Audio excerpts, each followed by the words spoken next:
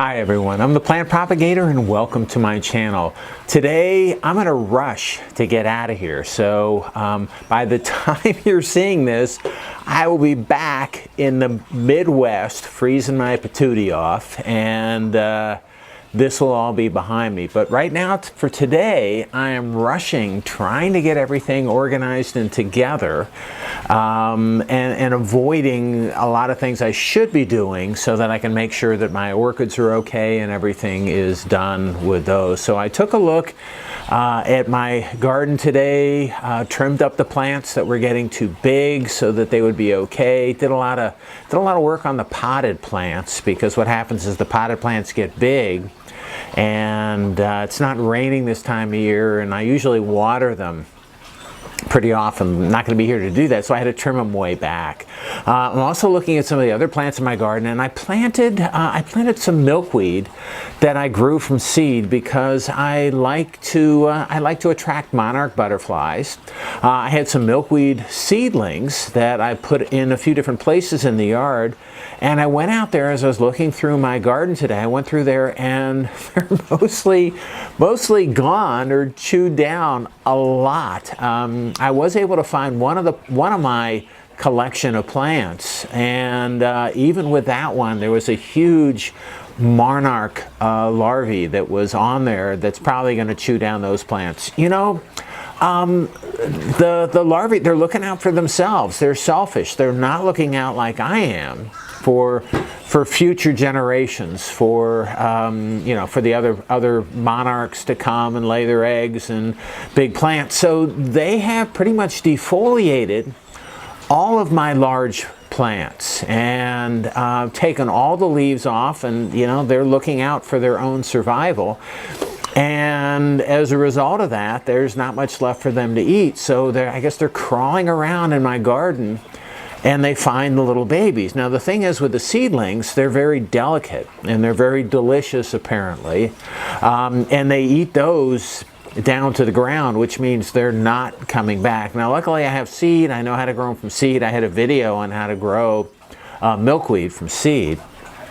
And there's just, it looks like I got to plant some more seed. I'm not going to do it before I leave today. There's just not enough time, and that's just what happens.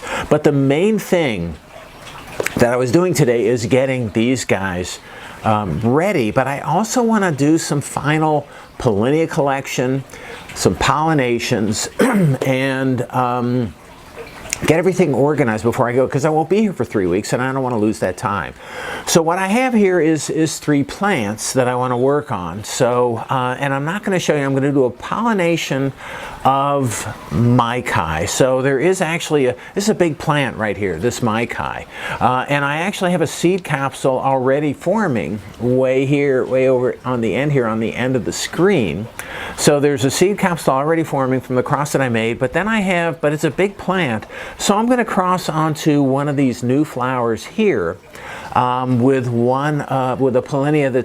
Pollinium that's in my collection. So I figured out where it is. This is what I did last night, again, when I should have been doing other stuff, is figuring out which crosses I was going to make.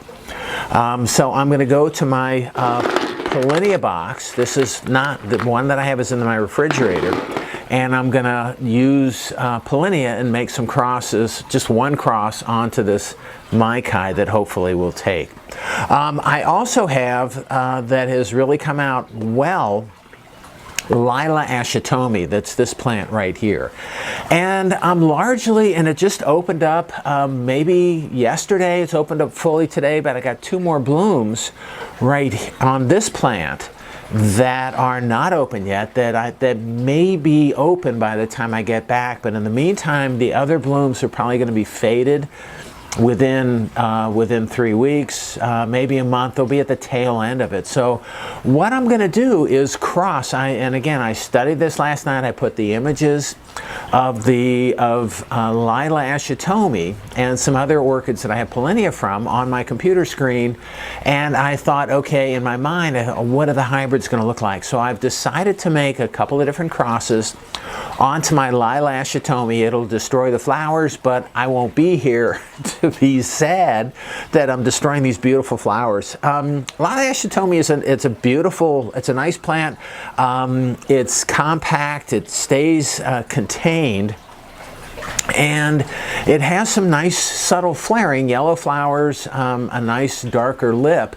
But what I'm doing, I'm getting some fragrance here off of that, and so that's what I like to go with. I'm going to cross onto it some other colors. Actually, I'm going with some pink to red, also with some flaring, just to see what I happen. I like the flaring, I like the fragrance, and I'm gonna cross some fragrant pink flared cattleyas onto this and see what I come up with. And I'm curious, I don't know whether it'll make. I've used Lila Ashitomi as a pollinia donor. I've never used her as a seed donor, and we'll see how it goes. But this is a plant that's a few years old, and it's as big as she's gotten, so now I think she can handle holding a couple of seed capsules. My thoughts on this is that I'm going to make 2 crosses, and because of the crosses that I tend to make, they tend to be wide from very dissimilar plants, I don't know if both of the crosses are going to make. So, you know, if one makes them, fine. If none of them go, then it's disappointing, but we'll move on and I'll get good growth out of this plant next year. The other thing that I'm going to do, and in the middle of the screen here, is After Dark Black Pearl. And this is, as I sit here, this is the main plant that I'm smelling, and this is a spicy, woody, sweet fragrance. And the last time that I had some female catasetum flowers, I didn't have anything to cross onto. I'm not sure I want to do this, but there are so many flowers that I gotta harvest pollinia from this plant. The thing is, once you harvest pollinia from catasetums, the flower fades immediately. They've done their service. The interesting thing is, so you have male and female flowers on the catasetum, and the pollen, the pollinia extraction, it's striking. So once you touch the right area of the pollinia, the pollinia actually will shoot out and attached to your finger or whatever you use to touch the appropriate part of the flower. So what I'm going to do, and you're not going to be able to see anything, I may come back and get a closer video of this. I am going to, I'm just going to show you in a general sense what I do. And so this is my pollinia collection kit right here, and I'm gonna try to go to the easiest flower, and the pollinia just came right out on this.